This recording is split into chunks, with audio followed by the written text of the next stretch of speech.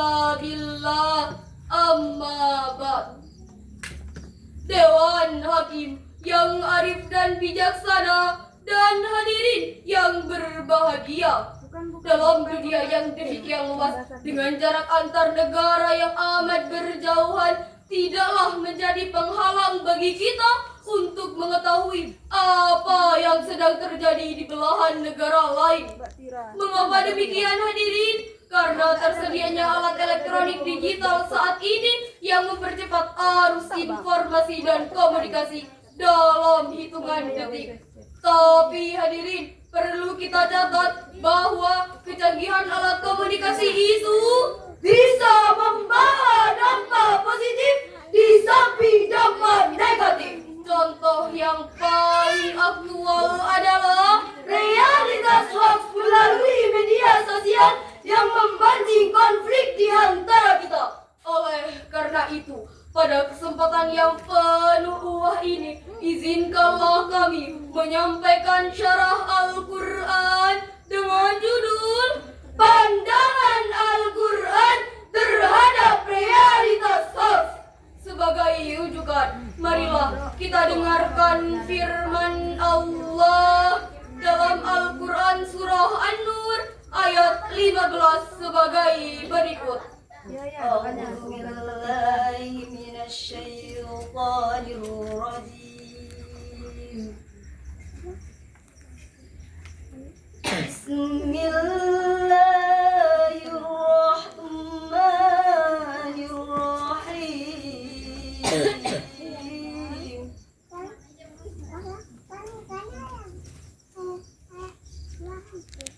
Idza talaqawnahu bi alsinatikum wa taquluna bi afwahikum ma laysa lakum bihi ilm.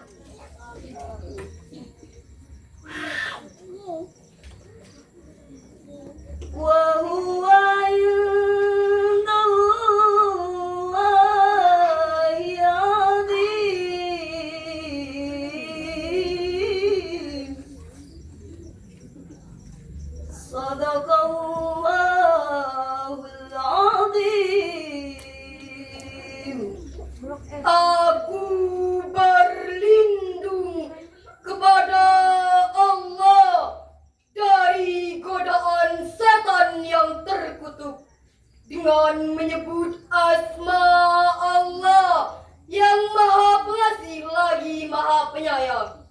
Ingatlah di waktu kamu menerima berita bohong itu dari mulut ke mulut, dan kamu katakan dengan mulutmu apa yang tidak kamu ketahui sedikit pun, dan kamu menganggapnya remeh, padahal pandangan Allah itu masalah besar. Maha benar Allah atas segala firman-Nya. Hadirin yang berbahagia, dalam kitab Al-Mukhtasar fi Tafsiril Qur'anil Karim yang ditulis oleh sejumlah ahli tafsir dan diterbitkan oleh Pusat Tafsir untuk Studi Al-Quran Saudi Arabia, dijelaskan bahwa ayat ini memberi teguran kepada orang-orang muslim yang menyebarkan berita yang tidak jelas kebenarannya. Allah Subhanahu wa Ta'ala mengingatkan kita, jangan sekali-sekali memandang penyebaran berita bohong itu masalah yang kecil dan remeh. Ketahuilah bahwa itu adalah masalah besar. Sebuah survei yang dilakukan oleh masyarakat telematika Indonesia pada tanggal 17 Februari tahun 2022 melaporkan bahwa Indonesia merupakan negara yang sedang menghadapi masalah serius terkait dengan penyebaran berita palsu melalui media sosial, dan hampir 40% isi media sosial itu adalah berita palsu. Memang hadirin, dalam dalam pasal 28 Undang-Undang Dasar 1945 disebutkan setiap orang berhak atas kebebasan berserikat, berkumpul, dan mengeluarkan pendapat. Tapi hak mengeluarkan pendapat bukanlah kebebasan mutlak, bukan bebas seperti kita berteriak di tengah hutan, melainkan kebebasan itu dibatasi oleh kewajiban kita dalam menjaga kehormatan, keharmonisan, serta kesatuan bangsa dan negara. Dengan demikian, kebebasan dalam hal ini adalah kebebasan yang harus dipertanggungjawabkan. Hadirin yang berbahagia, kejahatan berita palsu telah mewarnai aktivitas masyarakat kita, di antaranya pertama, hoax yang terkait dengan politik, ekonomi, dan sosial. Detik.com pada bulan Februari tahun 2022 melaporkan Kepolisian Daerah Nusa Tenggara Barat berhasil menangkap Ketua Koperasi serta Usaha Rinjani atas dugaan penyebaran hoax bahwa pemerintah menyembunyikan dana pemulihan ekonomi nasional sebesar 100 juta. Akibat hoax itu, masyarakat terprovokasi menghujat pemerintah melalui unjuk rasa. Mengingat bahaya hoax terhadap masa depan bangsa, apakah kita setuju bahwa siapapun yang menyebarkan hoax harus dihukum berat? Setuju, hadirin? Dan yang kedua, pemerintah harus bertindak tegas terhadap penyebar dan produsen hoax. Liputan 6.com pada tanggal 15 Januari 2022 melaporkan berita yang sangat memprihatinkan, yaitu adanya 27 kasus selama masa pandemi. Antara lain, kita tidak boleh menelan mentah-mentah suatu informasi yang diragukan kejujurannya. Kita harus melakukan check and reject, Yakni memeriksa berkali-kali agar tidak terjadi konflik. Rasulullah Shallallahu Alaihi Wasallam pernah berpesan kepada kita, Iyyakum wal ghadib, fa innal ghadiba yahdi ilal fujur, wa innal fujura yahdi ilan nar. jauhilah kebohongan, sebab kebohongan akan miring kepada keburukan, dan keburukan akan miring neraka. Hadis riwayat Bukhari dan Muslim.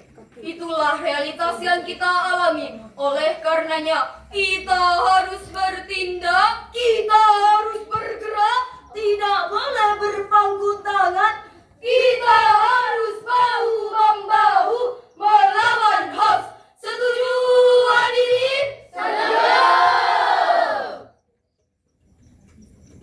Pada kesempatan kali ini, kami mengajak hadirin untuk menyampaikan salam rindu kepada Nabi Muhammad Sallallahu Alaihi Wasallam. Allahumma salli wa sallim wa barik alaih. Sang penerima wahyu Al-Quran. Assalamu Assalamu alaika ya Rasulullah.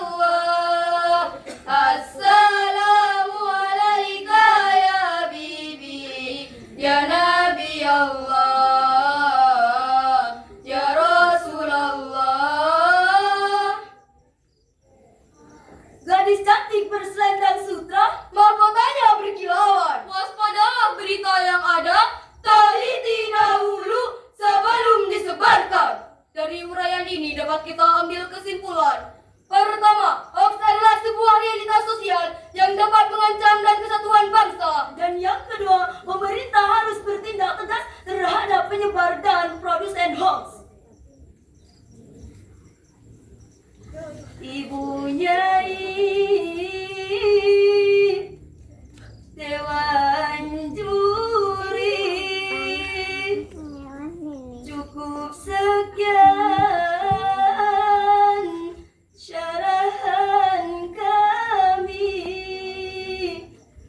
Mohon maaf atas kekurangan kami. Terima kasih. Semoga berjumpa kembali. Wah!